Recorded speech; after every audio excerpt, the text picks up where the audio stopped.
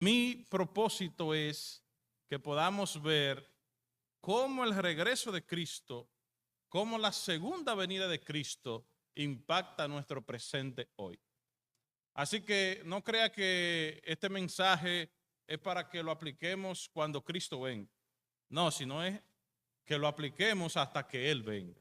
Es decir, que hoy vamos a hablar de las últimas cosas de una manera práctica, de una manera que usted y yo podamos aplicar esos principios a nuestro diario vivir.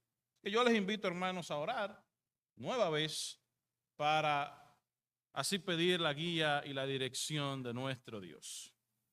Padre, bendecimos tu nombre y estamos muy agradecidos por esta oportunidad de poder estar aquí en esta mañana preciosa donde hemos podido adorarte a través de estas hermosas alabanzas. Hemos podido cantar aquel que murió, aquel que resucitó para nuestra justificación. Y queremos hablar ahora, recordar que Jesucristo viene un día, que Jesucristo viene pronto, que tu pueblo espera a Jesucristo. Y nosotros queremos ver cómo esa gloriosa venida impacta nuestro presente, nuestro hoy, nuestro diario vivir. Así que tu Santo Espíritu sea conmigo y sea con la iglesia para la plena exposición de tu palabra, para el pleno entendimiento de ella. Así que imploramos todo esto en el glorioso nombre de nuestro Señor y Salvador Jesucristo. Amén. En 1988, un pastor de Corea del Sur predicó con fuerza que Cristo iba a regresar en octubre de ese año. Miles de personas lo creyeron. Algunos dejaron sus trabajos, otros vendieron sus casas, otros sacaron a sus hijos de la escuela y muchos se encerraron a orar y a ayunar, esperando ser arrebatados, esperando ese momento en que Cristo regresara. Llegó octubre, pasó el mes y usted sabe qué ocurrió. Cristo no vino. Muchos quedaron decepcionados, burlados y confundidos. Pero lo más triste no fue que se equivocaron en la fecha. Lo más triste fue que muchos volvieron a sus casas como si nada hubiera pasado. Muchos volvieron a su vida normal y cotidiana como si nada hubiera pasado. Si recibieras un mensaje por tu teléfono o una llamada donde te dicen que Cristo vendría hoy mismo, ¿qué tú dejarías de hacer que estás haciendo? ¿Qué tú comenzarías a hacer que no estás haciendo? ¿A quién tú llamarías por último? ¿Cuál sería tu último deseo? ¿Cuál sería el último lugar en tu visitar? ¿Con cuál sería la última persona con quien tú conversarías? Si bien es cierto que nosotros conocemos, predicamos que Cristo viene, muchas veces en nuestro diario vivir actuamos como si Él no fuera a regresar. Lamentablemente la iglesia ha perdido la expectativa del regreso de Cristo. La Biblia vez tras vez nos muestra que Cristo viene. Entonces, ¿cómo nosotros estamos actuando ante esa gloriosa realidad? El mundo se prepara para la visita de presidentes, de reyes, de celebridades.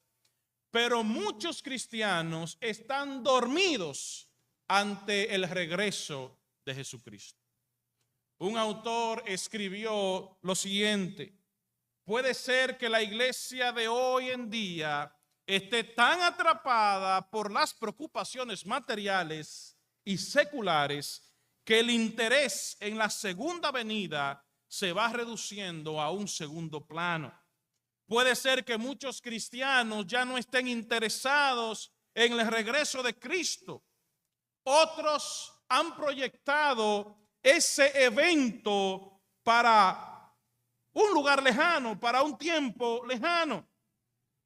Sea cuales fueran las razones, decía él, la pérdida de una anticipación vital y viva de la segunda venida de Cristo es señal de una enfermedad espiritual muy seria en la iglesia.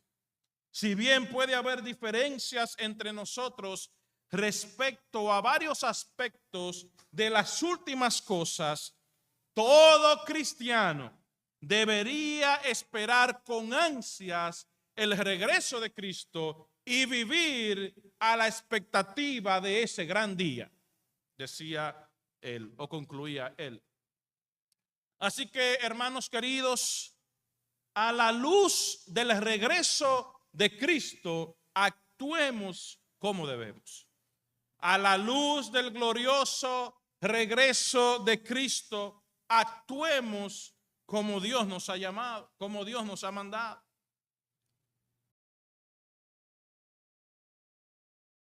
Nosotros debemos vivir ante la expectativa de ese gran día. En primer lugar, debemos animarnos los unos a los otros al amor y a las buenas obras. Yo les invito a que leamos Hebreos capítulo 10, versos 24 y 25. Si pueden proyectarlo mucho mejor, dice el escritor allí: considerémonos los unos a los otros para estimularnos al amor y a las buenas obras, no dejando de congregarnos como algunos tienen por costumbre, más bien exhortémonos, y con mayor razón cuando vemos que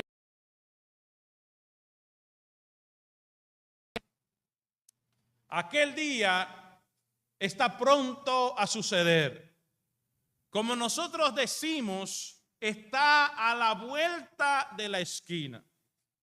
Nosotros encontramos aquí una tremenda exhortación ante esa realidad del regreso de Cristo.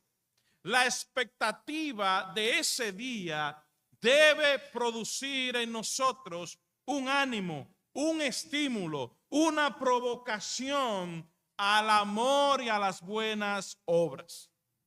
Mientras que el mundo está inmerso en su propia agenda, en hacer avanzar el amor propio, el egoísmo, nosotros en cambio debemos hacer todo lo contrario.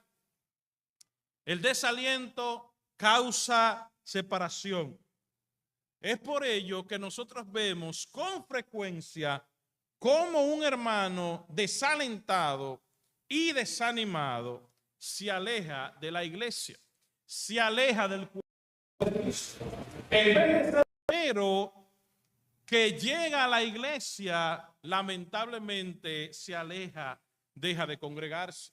Satanás sabe muy bien que tener un cristiano desanimado, que tener un cristiano desalentado es mantenerlo alejado de la comunión de los hermanos. Y mantenerse alejado de la comunión de los hermanos, mantenerse alejado de la iglesia, es uno de los grandes peligros que usted y yo como creyentes corremos. Por eso es tan importante, queridos hermanos, por eso es tan urgente la necesidad de nosotros congregarnos, como se nos exhorta aquí, porque es en el contexto de la iglesia reunida donde somos estimulados al amor y a las buenas obras. Esa actividad, decía alguien, unos a otros, es una actividad mutua, una en que los creyentes se animan unos a otros. El amor que debe mostrar todo cristiano. Ese amor necesita ser estimulado, necesita ser provocado. Al igual que las buenas obras,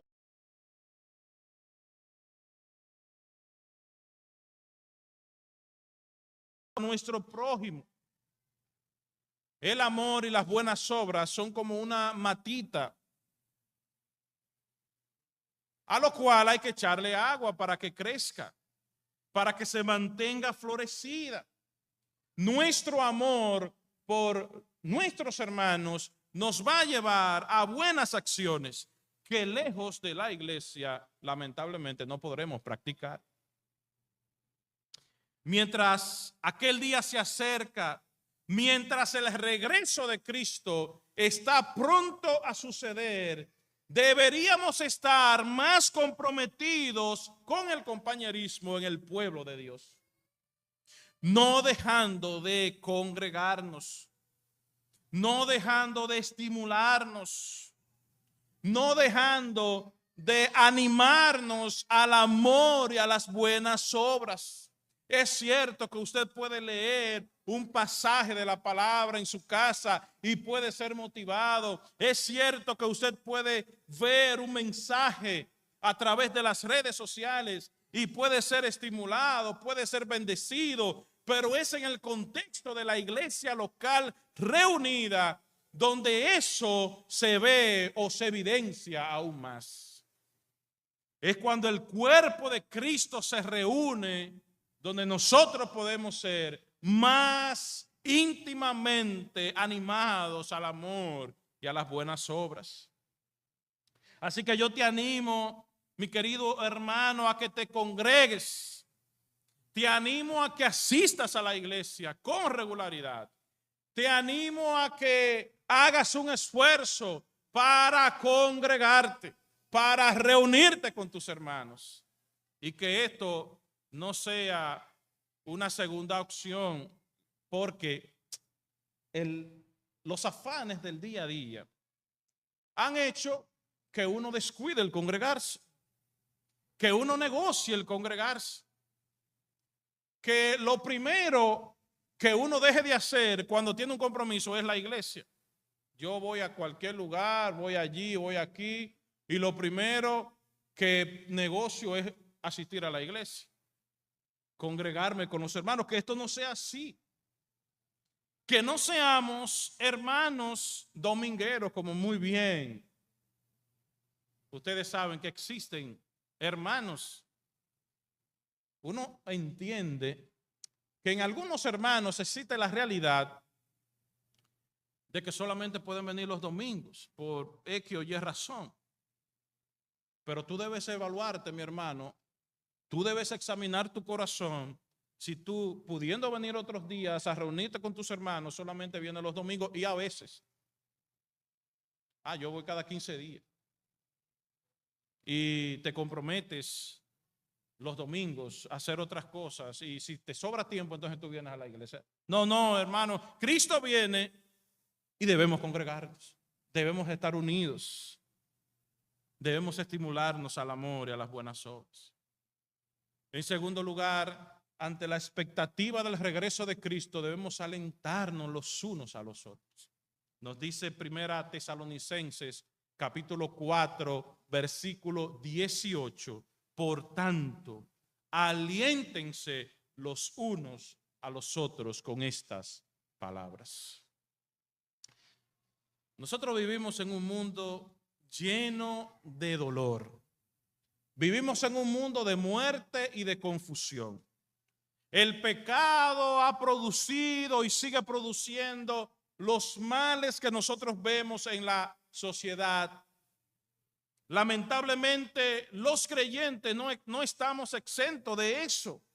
Vemos cómo en ocasiones los creyentes somos los que más sufrimos, mientras los incrédulos o lo del mundo, como uno le llama, gozan de una buena vida, gozan de salud, gozan de prosperidad. ¿Sabes qué, mi querido hermano? Que el regreso de Cristo trae consuelo y esperanza en nuestro diario vivir. Pablo acababa en este pasaje de hablar que si bien es cierto que el cristiano puede llorar y entristecerse ante la partida de un ser querido, no debe hacerlo como aquellos que no tienen esperanza. ¿Por qué? Porque el glorioso regreso de Cristo promete una resurrección para aquellos que han muerto en Cristo y una transformación para los que estén vivos. Así que tanto hay esperanza para los que mueren en Cristo y hay esperanza para los que estén vivos y que sean de Cristo. Y Pablo concluye, luego de la realidad de la resurrección de los creyentes en Cristo y la transformación de los creyentes, Pablo concluye diciendo, y así estaremos por siempre con el Señor. Y como estaremos por siempre con el Señor, animémonos con estas palabras. Animémonos al saber que hay esperanza para los que mueren en Cristo. Que hay esperanza para aquellos que sufren y que están en Cristo. La verdad del regreso de Cristo por su pueblo y la eterna unión de Jesús y su pueblo debe ser una fuente de ánimo, de aliento continuo para nuestras almas. Continuamente, querido hermano, usted y yo debemos decirle a nuestra alma, Cristo viene. Cristo volverá y volverá pronto. Esta fuente de aliento y de ánimo proviene primeramente de conocer las promesas de Dios y ocurre principalmente en el contexto de la iglesia. Porque es en la iglesia donde nosotros podemos recordar frecuentemente que Cristo viene. Podemos recordar frecuentemente las promesas de Dios, que si sufrimos aquí, reinaremos allí. Es en el contexto de la iglesia donde nosotros podemos ser alentados, podemos ser animados, podemos ser consolados, podemos ser confortados. Es verdad que eso ocurre también cuando uno lee la palabra en nuestras casas, pero cuando la iglesia se reúne a adorar a Cristo y a recordar su venida y a recordar su gloriosa redención, el alma recibe consuelo y ánimo.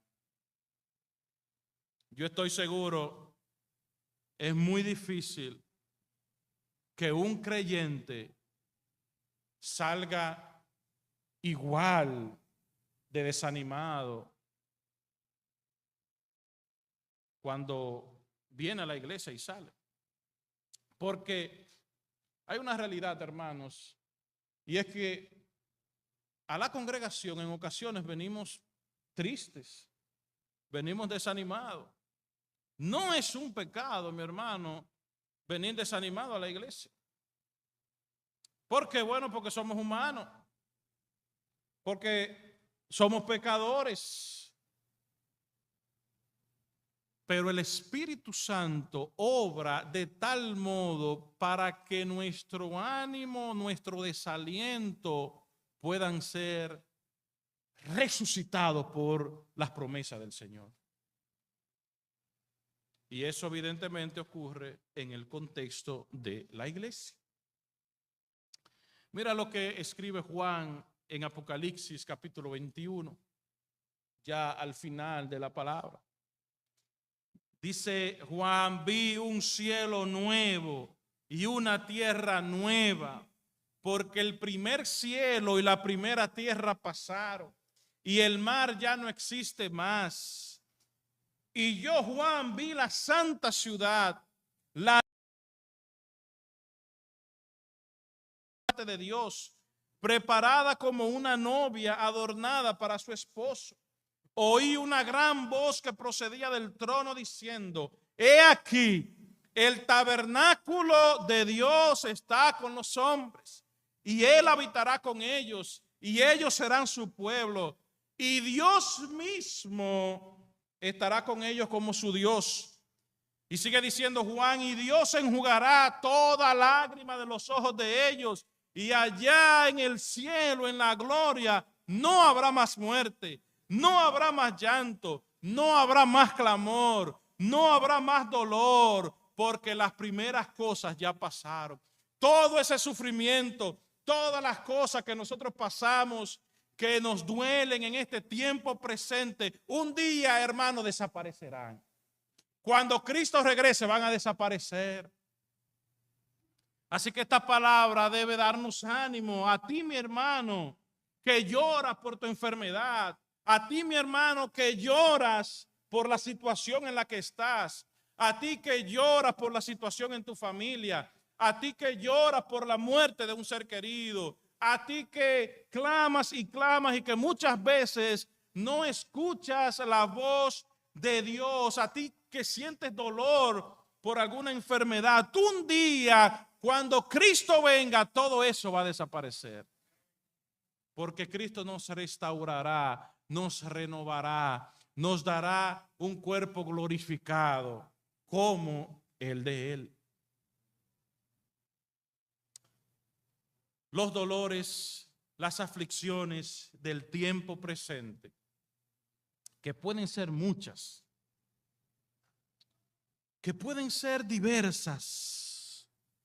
¿Sabe qué, mi hermano? Que en nada se comparan con la gloria que te espera. Eso fue lo que Pablo escribió en Romanos capítulo 8. Pues tengo por cierto que las aflicciones del tiempo presente no son comparables con la gloria venidera que en nosotros ha de manifestarse. Mi hermano, lloramos aquí, pero reinaremos allá. Sufrimos aquí, pero un día todo ese sufrimiento se acabará. Cuando Cristo venga, todo eso desaparecerá. Así que, ¿qué usted y yo debemos hacer, hermanos? Nosotros debemos alentarnos los unos a los otros, debemos consolarnos los unos con los otros y no con nuestras palabras. Debemos pedirle al Señor que nos ayude a dar una palabra de aliento, a dar una palabra de ánimo, a dar una palabra que el hermano necesite cuando esté pasando por esa tribulación, por esa situación difícil. Y no de acuerdo a nuestras palabrerías, sino de acuerdo a la palabra de Dios. Porque a veces uno puede ir, dar un consejo, dar una palabra de aliento cuando se muere un ser querido, cuando estamos pasando por una prueba y creemos que la abundancia de palabra traerá consuelo al otro. No, no es la abundancia de palabra, de nuestras palabras lo que traerá consuelo, es la palabra de Dios. Así que cuando nosotros vayamos a animar y a consolar a un hermano, vayamos con la palabra de Dios, con las promesas de Dios. Porque el alma lo que necesita es escuchar que Cristo viene, que hay esperanza en Cristo. Yo te pregunto, ¿a quién tú puedes alentar hoy? ¿A quién tú puedes animar?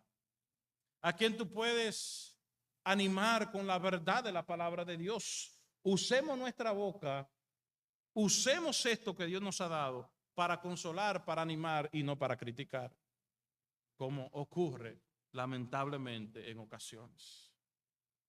En tercer lugar, ante la expectativa del regreso de Cristo, nosotros debemos vivir en santidad, apartado para Dios.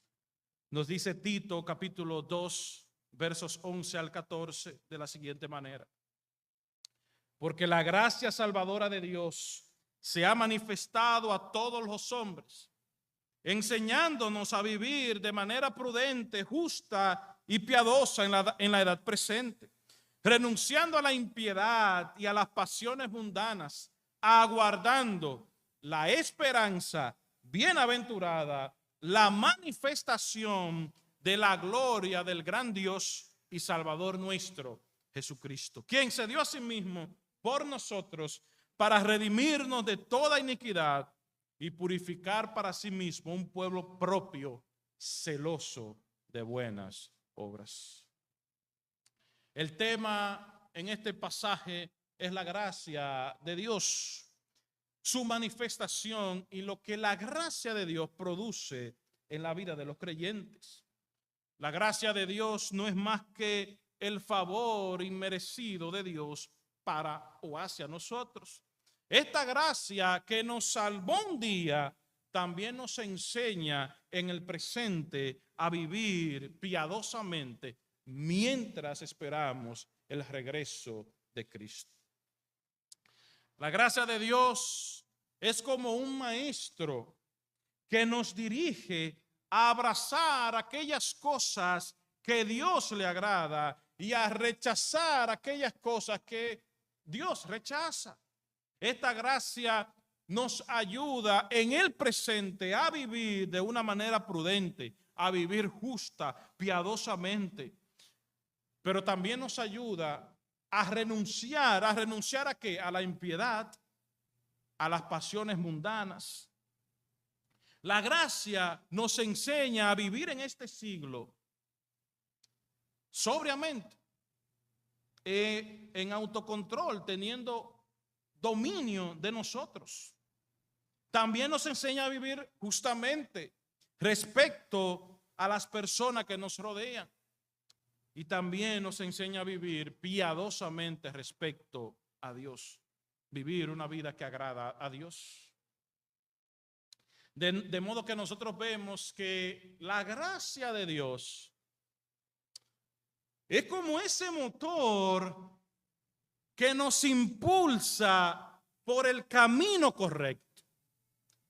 Ese motor que nos impulsa por el camino que a Dios le agrada, desechando los hoyos y las grietas del pecado, mientras avanzamos en el trayecto, aguardando la esperanza bienaventurada, la manifestación gloriosa de nuestro gran Dios y Salvador, Jesucristo. El cristiano debe vivir activamente esperando el día de Cristo. Alguien escribió: Él vino la primera vez a una crucifixión. Él vendrá una segunda vez a una coronación. Él vino la primera vez a un árbol. Él vendrá una segunda vez a un trono. Él vino la primera vez en humildad. Él vendrá una segunda vez en gloria. Él vino la primera vez y fue juzgado por los hombres. Él vendrá una segunda vez para juzgar a los hombres. Él vino la primera vez y compareció ante Pilato.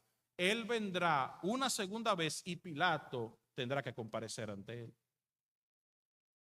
Nos dice el apóstol Pedro: pero el día del Señor vendrá como ladrón en la noche, en el cual los cielos pasarán con gran estruendo y los elementos ardiendo serán deshechos y la tierra y las obras que en ella hay serán quemadas.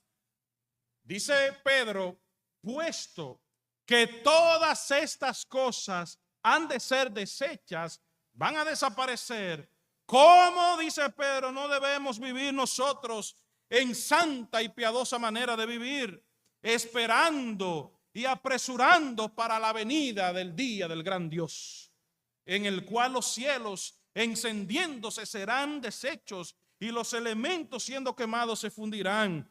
Pero nosotros, dice Pedro, esperamos según sus promesas cielos nuevos y tierra nueva, donde mora la justicia.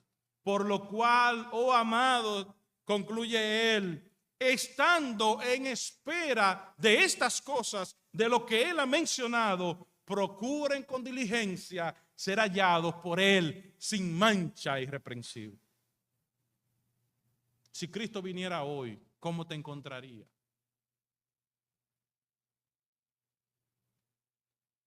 Si Cristo viniera esta tarde, ¿cómo encontraría tu vida? Si Cristo viniera mañana, ¿cómo encontraría tu vida? Mire, Cristo dio a conocer muchas cosas en su palabra, pero el día de su regreso, no. O más bien Dios dio a conocer, que dice la palabra que ni aún el Hijo sabe el día. Obviamente que uno sabe que la Trinidad sabe el día del regreso de Cristo, y aún Cristo mismo lo sabe. Pero Él en su humanidad, cuando estuvo en esta tierra, expresó que ni aún el Hijo del Hombre sabía el día ni la hora. Evidentemente que Dios sabe, la Trinidad sabe, el solo Dios a quien nosotros adoramos, al único y sabio Dios. Pero nosotros no sabemos, hermano.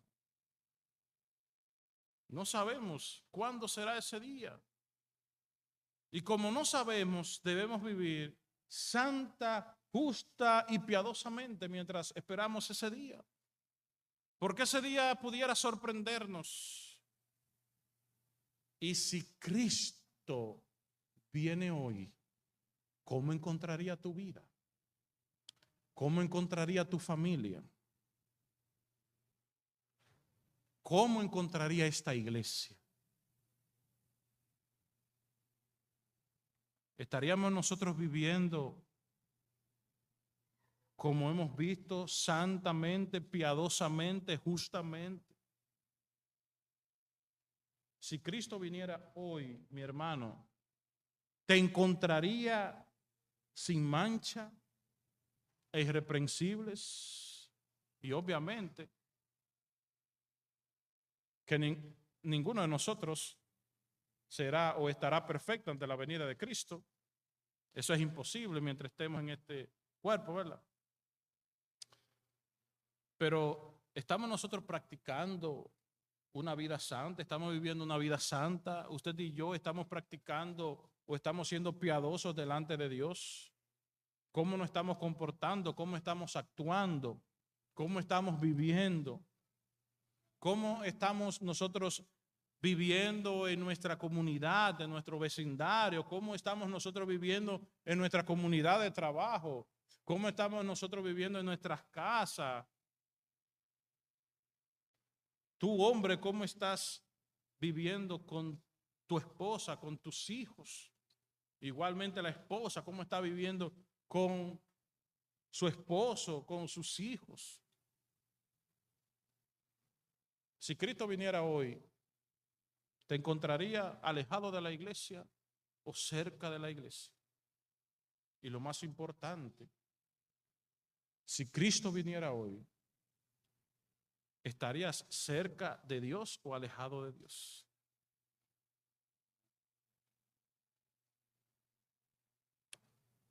En cuarto lugar, ante la expectativa del regreso de Cristo, nosotros debemos ser movidos a la acción, al trabajo continuo. Mateo capítulo 28, versos 18 al 20, nos dice la palabra: Jesús se acercó a ellos y les habló diciendo: toda autoridad me ha sido dada en el cielo y en la tierra. Por tanto, vayan y hagan discípulos de todas las naciones, bautícenlos en el nombre del Padre, del Hijo y del Espíritu Santo, y enseñándoles que guarden todas las cosas que les he mandado. Y aquí, yo estoy con ustedes todos los días hasta el fin del mundo. En este pasaje, evidentemente, no encontramos que se mencione de manera directa la venida de Jesús. Sin embargo, nosotros encontramos lo que se ha conocido como la Gran Comisión, el llamado que Jesús hizo a los suyos, a sus discípulos, para que fueran a ser discípulos a todas las naciones hasta el fin del mundo, hasta el día en que Él regrese. Desde que Jesús resucitó, dejó una encomienda muy clara a sus discípulos. Vayan por todo el mundo y hagan discípulos.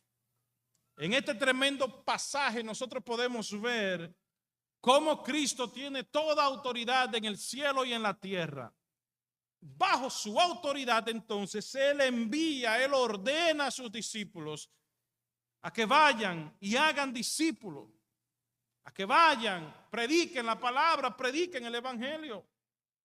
Así que vivir a la luz del regreso de Cristo significa cumplir con la misión activa hasta que Él vuelva. Hermanos, la misión de la iglesia es hacer discípulos, no meros conversos o seguidores. Si bien es cierto que para ser discípulos tenemos que evangelizar, tenemos que predicar la palabra, tenemos que predicar el evangelio, pero no pensemos que eso ya es todo. No pensemos que con predicar que con evangelizar ya estamos haciendo discípulos. Eso es parte de. Hay algo mayor que hay que hacer. Hay que enseñarle la palabra, como bien explicó Cristo. El discípulo se convierte en discípulo a través de la enseñanza de la palabra, que puede ser enseñada de diversas formas. El hacer discípulo involucra los diferentes servicios, ministerios de enseñanza que una iglesia puede tener. Además, el discipulado involucra una vida impactada por la palabra, impactando a otra vida, mostrándole el modelo de Jesucristo. El llamado a ser discípulos es un llamado a todos, no solo a aquellos que conocen la palabra, es un llamado a todos los creyentes. Porque si tú te dispones a ser discípulos y le pides al Señor, vas a encontrar la manera de enseñarle a otros. No importa si tú sabes mucho o quizás sabes un poquito. Los mayores de la iglesia que a veces dicen es que yo no tengo que enseñar, yo no sé, yo no conozco la palabra tanto para enseñarle a otro. Bueno, déjame decirte que pueden tomar jóvenes y enseñarles lo que saben, transmitirles lo que conocen, transmitirle la experiencia de vida en el evangelio, enseñarle la palabra, enseñarle a orar, enseñarle cómo amar a sus esposos, en el caso de las mujeres, en el caso de los hombres, cómo tratar bien a sus esposas, cómo ser un buen creyente.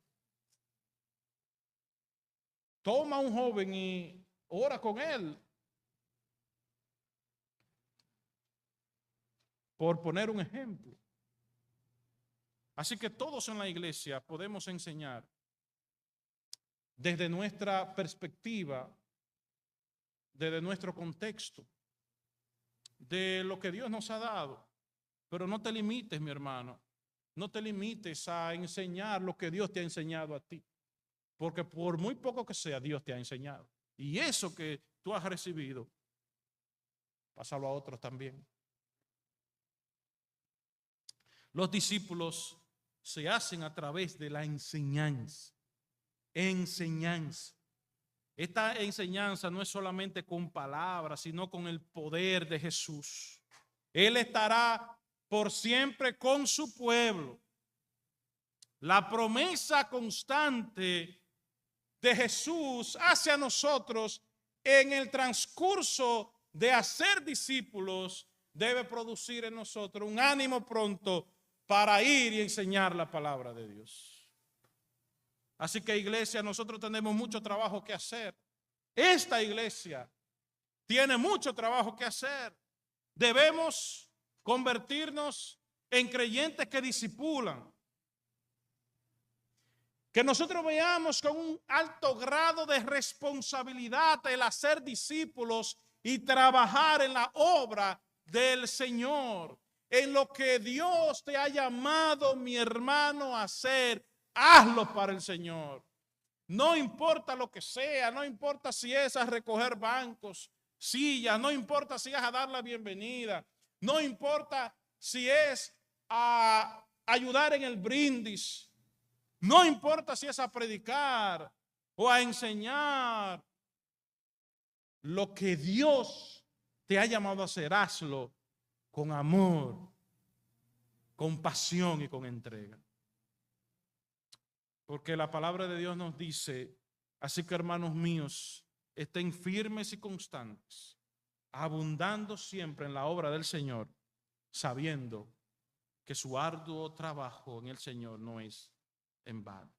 Nada de lo que nosotros hagamos en esta tierra por el Evangelio es en vano. Cuando el presidente, ya vamos concluyendo, cuando el presidente informa que va a uno de los pueblos, hay toda una comitiva preparándose para esperar al presidente. Y allí los invitados se ponen su chacabana blanca, algunos que no tienen la compra, ¿verdad? Porque es el presidente que va. Es el presidente que va a asistir y queremos ir a ver lo que el presidente nos va a decir. Queremos ver la buena noticia que trae para la ciudad. Esas visitas son de una alta expectativa para principalmente sus seguidores y para todo el pueblo. Muchas veces vemos cómo están los guardias tirados en las calles y viene el presidente. Porque toda la ciudad, todo el pueblo se prepara para recibir al primer mandatario de la nación. Hace 2000 años, nuestro Señor Jesucristo vino por primera vez.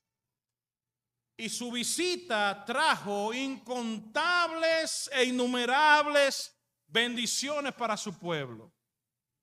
Solo duró físicamente con nosotros 33 años. Se fue y él dijo que volvería. Cuando él vuelva, nos vamos a reunir con él. No por un día, no por 33 años, ni siquiera por 1000 años. Nos vamos a reunir con él por toda la eternidad. ¿Y qué estamos haciendo para esperar ese día? ¿Cómo nos estamos preparando para ese gran día? ¿Qué estamos haciendo ante la expectativa de ese día? La expectativa del regreso de Cristo nos ayuda en todas las áreas de nuestra vida. Mi hermano querido, cuando hagas planes, recuerda que Cristo viene. Cuando estés triste y desanimado, recuerda que Cristo viene. Cuando estés en prosperidad espiritual y material, recuerda que Cristo viene. En los días buenos y en los días malos, recuerda que Cristo viene. Nuestra vida presente es de continua adoración a Dios. Un día en gloria lo haremos sin ningún impedimento. Porque el pecado hace que nuestra adoración en ocasiones no sea del agrado de Dios, pero un día estaremos adorando a nuestro Dios, a nuestro Salvador, por siempre y para siempre, sin ningún impedimento. Nosotros somos el pueblo de Dios en el presente que espera la gloria futura del reinado eterno de nuestro gran y bendito Salvador, Jesucristo. Así que mientras Él vuelve, hasta que Él venga, actuemos como debemos, viviendo como verdaderos hijos de luz. Nos dice la palabra, ya es hora de despertarnos del sueño, porque ahora la salvación está más cerca de nosotros que cuando creímos. Hermano querido, la noche está muy avanzada, el día está cerca. Despojémonos pues de las obras de las tinieblas y vistámonos con las armas de la luz. Andemos decentemente, querido hermano, como de día, no con glotonerías y borracheras, ni en pecados sexuales y desenfrenos, ni en peleas, ni envidia. Más bien, querida iglesia, querido hermano, vistámonos del Señor Jesucristo y no hagamos provisión para satisfacer los deseos de la carne. Mi querido amigo que estás aquí, mira lo que dice la palabra en el último capítulo de ella. El que tiene sed, venga. El que quiera, tome del agua gratuitamente. Las puertas de la salvación están abiertas para ti. Tú tienes sed. No te vamos a decir, si tú tienes sed. No. Si estás en Cristo, estás sediento. Si estás en Cristo, estás hambriento. Si estás en Cristo, necesitas conocer al Salvador. Así que la invitación en esta mañana es que vengas a Él, que tomes del agua gratuitamente. Cristo no te va a cobrar por tomar el agua. Si vas a un colmado, tienes que pagar 10, 15, 20 pesos por una botellita que se apaga, que vuelvas a tener sed prontamente. Pero el agua que Cristo te ofrece es gratuita, no tienes que pagar nada y es para siempre. Porque Él satisface tu sed por siempre. Así que ven a Cristo ahora. Arregla tus cuentas con Cristo ahora. No sigas andando por ahí desperdiciando tu vida y desperdiciando tu tiempo. Porque Cristo puede venir en cualquier momento. Querida iglesia, allí mismo se nos dice, el espíritu y la esposa dicen, ven. El que da testimonio de estas cosas dice, sí, vengo pronto. Amén. Ven, Señor Jesús.